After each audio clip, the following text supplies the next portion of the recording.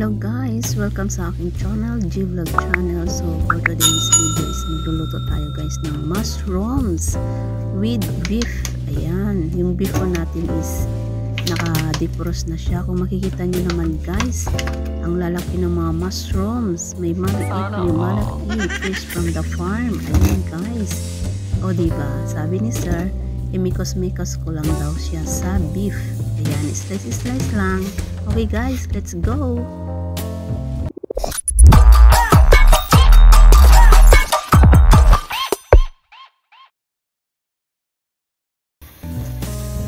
So, ayan na nga guys, let's go at hugasan natin ang mushroom ng isa-isa. At ayan nga guys, ang hirap mag-vlog kasi walang mapagpatungan ng cellphone kasi patago lang ko yan ng aking pag-video. Ayan na nga guys, at na-amaze nga ako sa mushroom na yan kasi madulas siya guys, madulas. Diba nag-imimili, diba?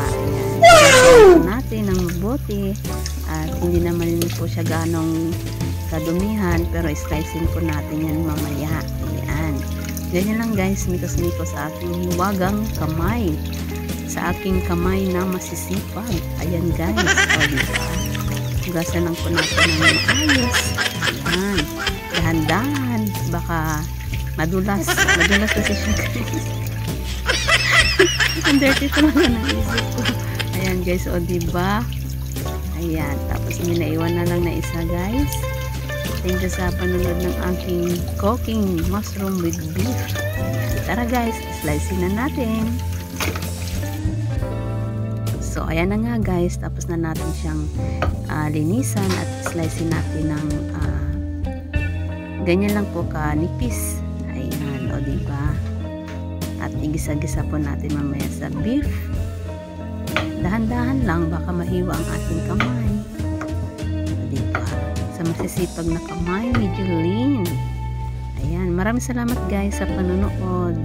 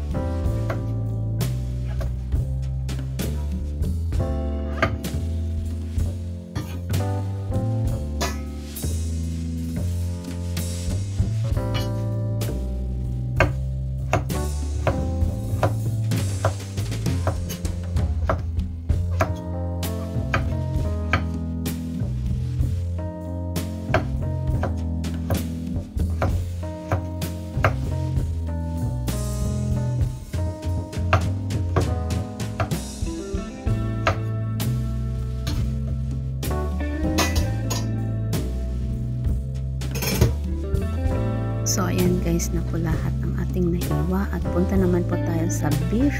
So guys, ang sabi ni sir, hiwain ko daw yung beef para hindi siya gaano malaki siya ba, kasi malapad kasi yan.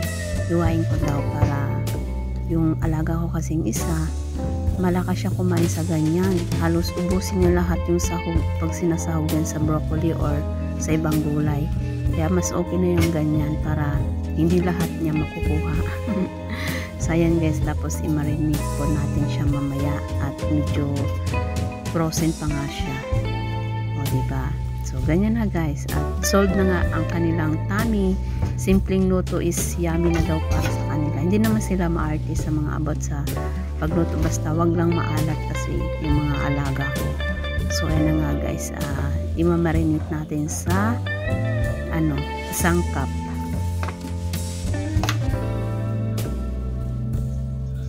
So ayan na guys, lagyan na natin ng oil. Ayan, kung anong sinabi ni sir, yun lang din ang gagawin ko. yung recipe nila yung masusunod. Linagyan natin ng tuyo or chicken powder. Ganyan po yung pag ano nila dito, pag marinate. Ayan po yung cornstarch po, yung white flour, tsaka black pepper nilagyan natin, asukal, and then salt. Ayan, yan po yung salt. At lalagyan din po natin ng oyster sauce. Ayan, kontingan na lang yung ating oyster sauce at nakakabili na nga. Ayan, o diba?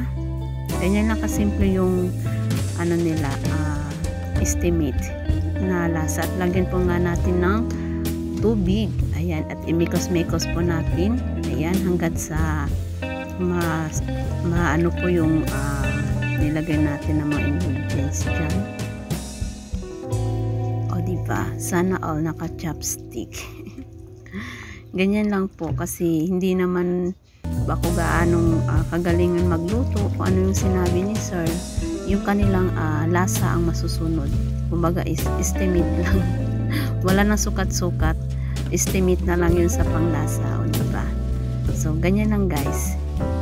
Put in aside first. So, ayan na nga. Ang unang lulutuin daw, ang sabi ng dessert is yung beef muna guys. Beef muna yung unang imikos-mikos din sa kawali.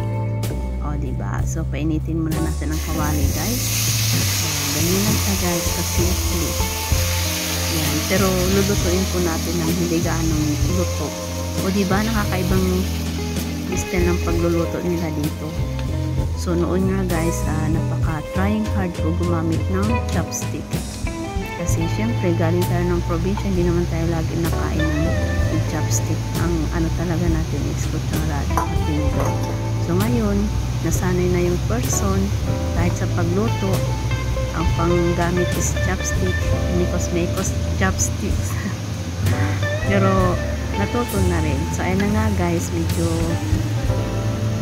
naluto na siya ng konti. Pero hindi po natin lulutuin na kasi luto kasi mamaya ilalagay pa natin siya sa mushrooms pag-isa.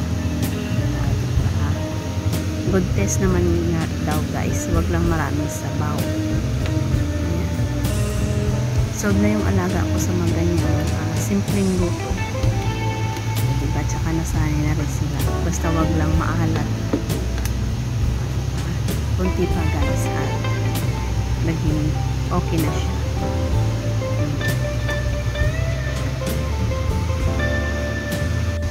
So ayan nga guys. Medyo okay na yon. At isusundan natin igisa ang mushroom. So, ang sabi ni sir, garlic lang daw ang ilalagay ko. Wala nang sibuyas or mga ganyan. Simple lang talaga guys. At igisa lang siya.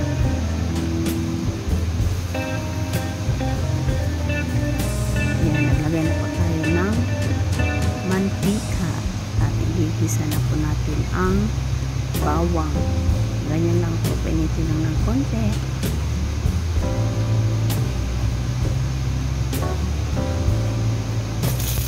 Diba? Gisa-gisa lang, ganyan lang. Minsan sinasabi ko ni sir kung ilang peraso yung garlic na ilalagay dyan. O diba?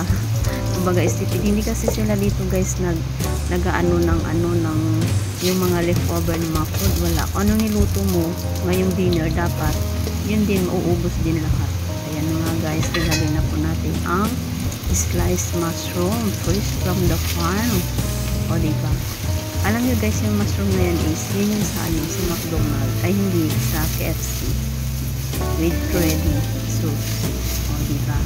So, gusto yun ng alaga ko guys. Yan. Ganyan lang kasimple.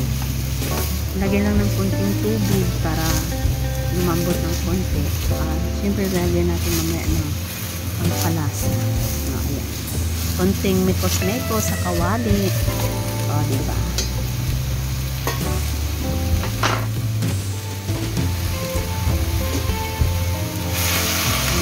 Nilagyan ko na ng hot water para mabilis. At dito nga sila pag kumakain is may oras. Dapat 8 o'clock kumakain na kami. Kaya dapat 6 o'clock pa lang.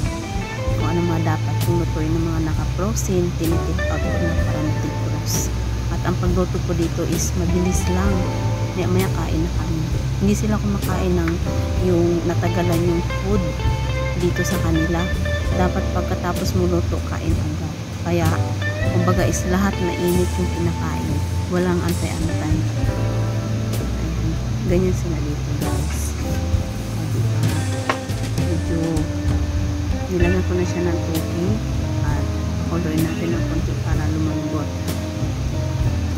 O, diba? Lagyan na natin, guys, ng oyster sauce, ang pampalasa nila dito sa kahit anong foods. Ayan, basta gisa-gisa, ganun lang.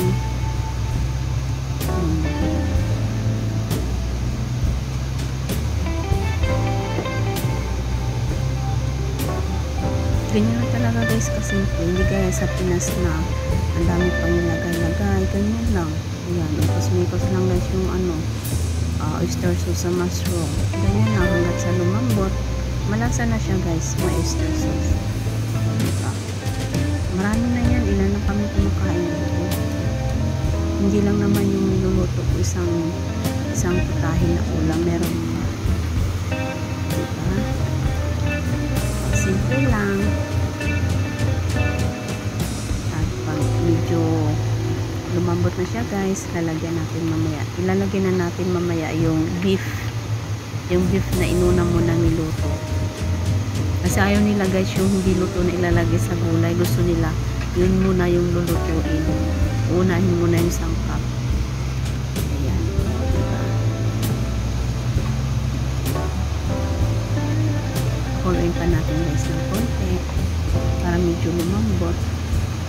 Tsaka ayaw nila dito ng ulam na maraming sabaw.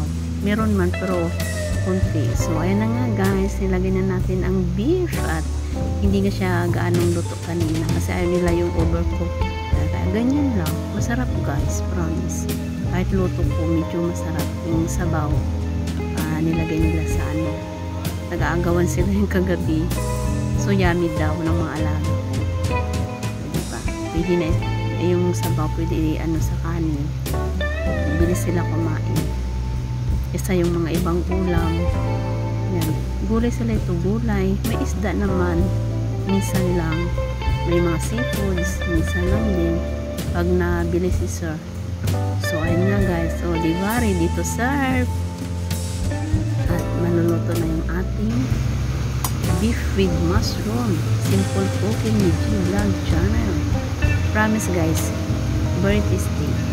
Kasi, namarinig natin yung beef kanina. Okay, guys, thank you for watching and God bless. Don't forget to subscribe. Love you all.